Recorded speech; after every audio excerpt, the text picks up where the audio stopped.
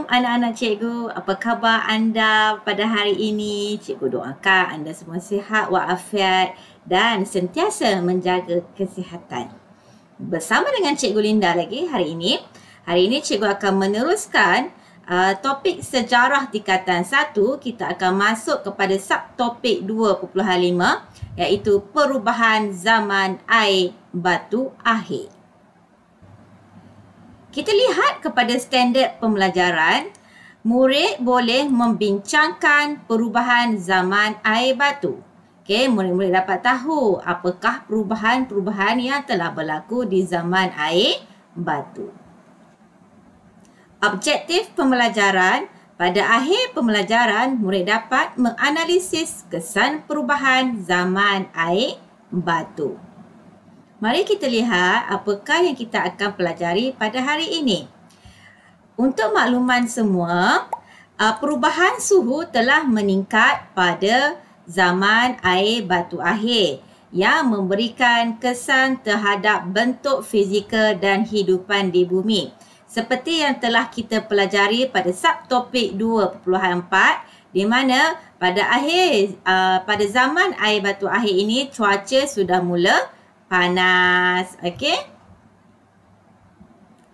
Yang pertama, mari kita lihat di mana apa yang berlaku di sini ialah glasier telah menukarkan wajah dan bentuk fizikal bumi. Glasier telah menukarkan wajah. Okey, inilah glasier-glasier yang berada di bentuk-bentuk fizikal bumi. Kita ada bukit, gunung, laut, dataran. Okey. Air batu yang cair dari kawasan tanah tinggi dan gunung ganang akan membawa batu-batu dan tanah semasa menuruni bukit. Maksudnya di sini, sewaktu pengglasiran berlaku, air-air daripada glasier tadi dan juga sebab dia dah cair kan, sebab cuaca dah semakin panas, suhu dah meningkat di situ. Okey, maka di sini ais tadi telah cair membawa air turun daripada lurah-lurah bukit ini. Okey, bawa bersama air dan juga batu-batu serpihan turun daripada bukit sehinggalah kepada daratan ataupun sungai-sungai atau laut-laut yang berada di berhampiran dengan tanah tinggi. Lebihan air yang di bawah ini akan memasuki laut lah. Tadi kan cikgu cakap kan. Memasuki laut, memasuki sungai. Okey. Dan inilah yang menyebabkan perubahan paras air laut meningkat. Disebabkan tadi kita ada glasier, ais batu yang keras. Bila berlaku pengglasiran di mana cuaca berubah menjadi panas. Okey, ais tadi menjadi cair. Bila ais menjadi cair, air akan turun sikit demi sikit dan ini akan menyebabkan peningkatan kedalaman air. Okey, glasier-glasier tadi telah pecah menuruni lurah-lurah bukit. Okey, inilah yang berlaku. So nampak di sini glasier di atas. Okey, ini laut ataupun sungai turun menuruni lurah masuk ke dalam laut dan air laut akan meningkat. Okey, inilah yang berlaku. Okey, perubahan suhu yang menyebabkan glasier tadi cair dan berubah membentuk tasik dan laut tadi. Boleh? Okey, maksudnya kat sini dia nak cakap perubahan itu menyebabkan peningkatan paras air laut. Inilah contohnya. Okey, masa zaman air batu. Okey, zaman air batu kita ada iceberg. Iceberg yang sangat keras, sangat tinggi sebab dia mengikut bentuk fizikal bumi. Kalau dia berada di bukit, tinggilah bentuknya. Kalau dia berada di gunung, begitu juga. Kalau dia berada di daratan, landailah dia. Okey, berada di daratan, di atas lautan. Okey, pada zaman air batu, pada suatu masa dahulu kita ada glasier. Tapi bila suhu bumi semakin meningkat, okey, di mana kita telah mencapai pada zaman air batu akhir, cuaca telah meningkat sikit demi sikit, maka di sini pencairan glasier telah berlaku. Di mana jika anak-anak ingat kita berada pada kita pernah belajar di mana ada 3 tahap pengglasiran. Di mana ada tahap yang berlaku glasier yang sangat kerap. Okay, nampak kan? Ais tadi telah cair, turun daripada lurah bukit, menuruni masuk ke dalam laut, ais batu yang kecil-kecil ini. Yang kedua, kecairan air batu telah membentuk tasik-tasik air tawar. Okey, tadi kalau tengok gambar yang pertama, okey, glasier telah ais ni telah cair, air telah turun. Air tadilah, okey, air daripada ais tadi turun daripada bukit masuk ke laut. Masuk ke laut ataupun kata darat, turun membentuk tasik-tasik air tawar. Okey. Contoh tasik air tawar yang masih ada sehingga kini ialah Great Lake di Kanada dan juga tasik Dayam Bunting di Malaysia.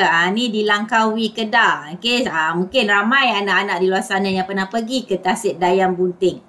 Okey, ini yang cikgu tunjuk di atas ini adalah Great Lake di Kanada. Ni kawasan tasik. Inilah tasik dia. Okey, tasik air tawar.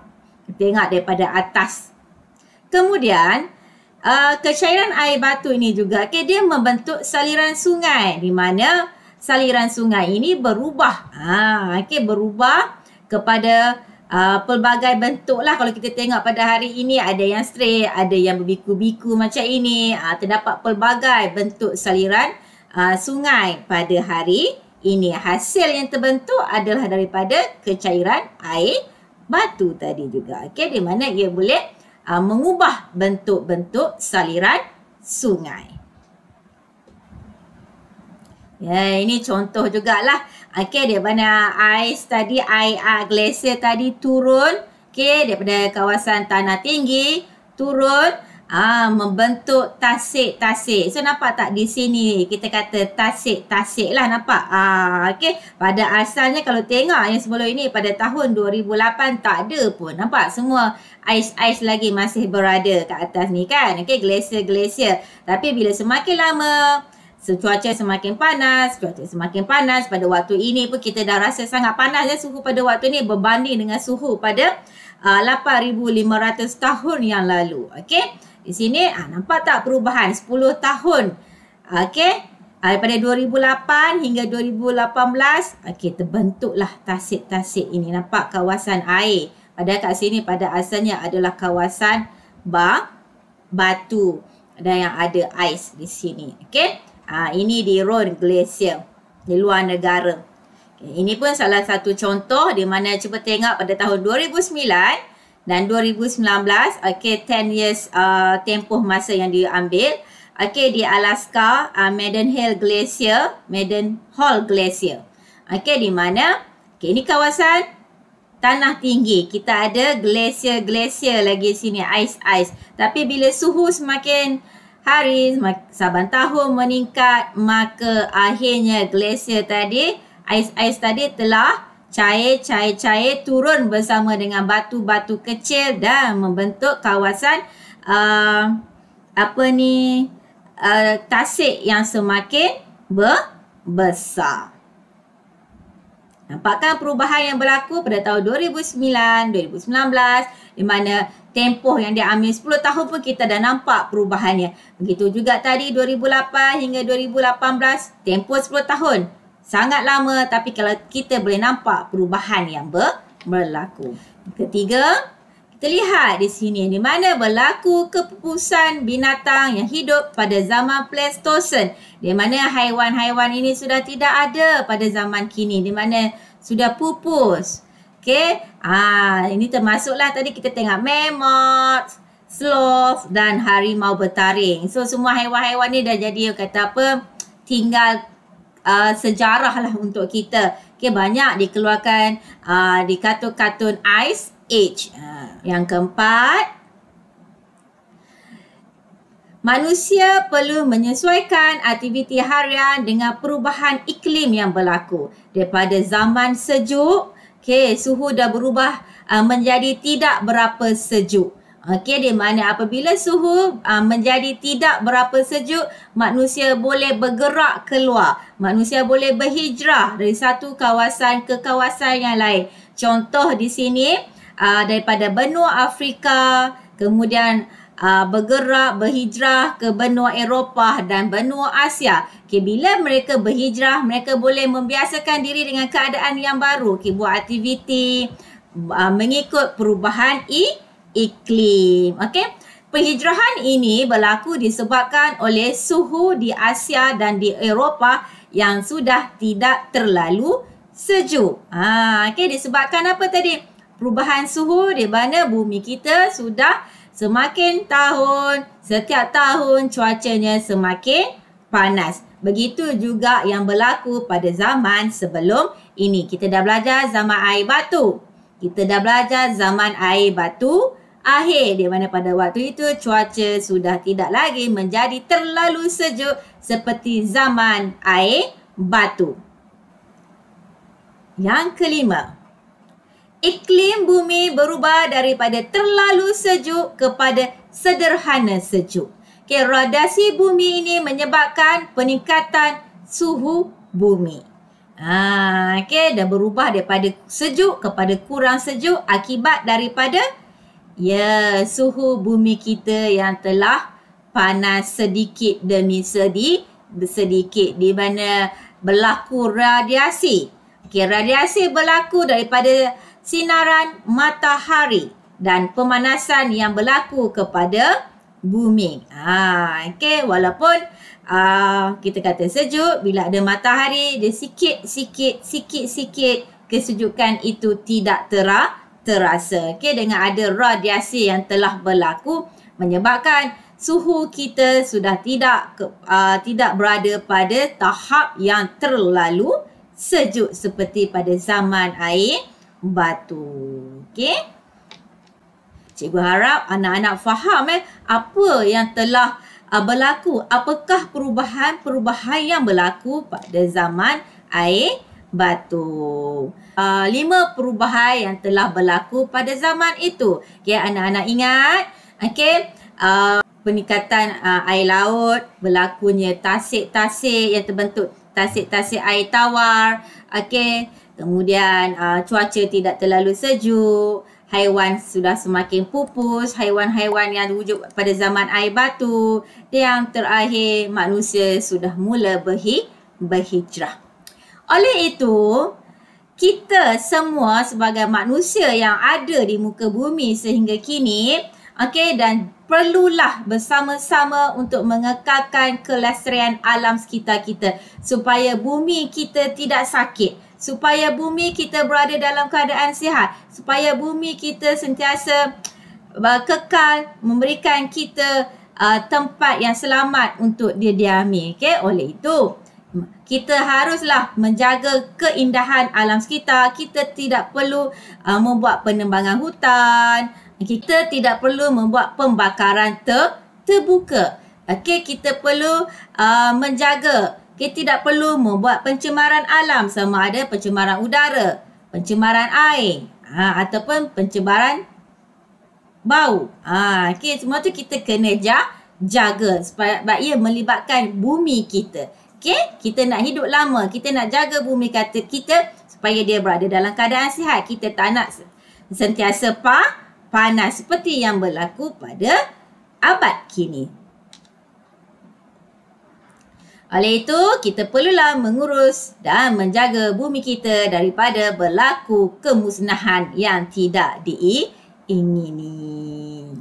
Ini sahaja yang kita fokuskan kepada topik 2.5 iaitu perubahan-perubahan yang berlaku. Juga harap anak-anak murid dapat mengingat 5 perubahan tadi yang berlaku pada zaman air batu.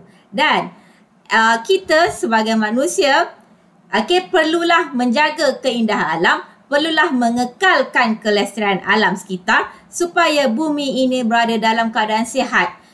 Berada dalam keadaan baik, tiada pencemaran, tiada pembuangan sisa-sisa toksik, tiada pembakaran terbuka, tiada penebangan pokok, tiada pencemaran asap atau bau kepada bumi kita. Kerana apabila berlaku sebegini, inilah yang menyebabkan peningkatan suhu berlaku setiap tahun kepada bumi. Kerana di mana matahari semakin panas dan semakin panas. Kerana ini ia berkait dengan glasier yang tadi yang berada di luar, di mana apabila suhu semakin panas, ais tadi semakin cair dan kemungkinan boleh berlaku peningkatan paras air laut yang boleh menenggelamkan beberapa kawasan yang berada di kawasan yang rendah. Oleh itu, di akhir kata, cikgu harap video ini bermanfaat untuk awak semua. Awak dapat mengetahui, awak dapat menghuraikan 5 perubahan yang berlaku kepada zaman air batu. Dan sehingga kita berjumpa lagi pada sesi pembelajaran yang akan datang. Okay, jangan lupa subscribe, like dan share channel cikgu dan teruskan menyokong channel cikgu. Okay, terima kasih. Assalamualaikum. Jumpa lagi. Bye.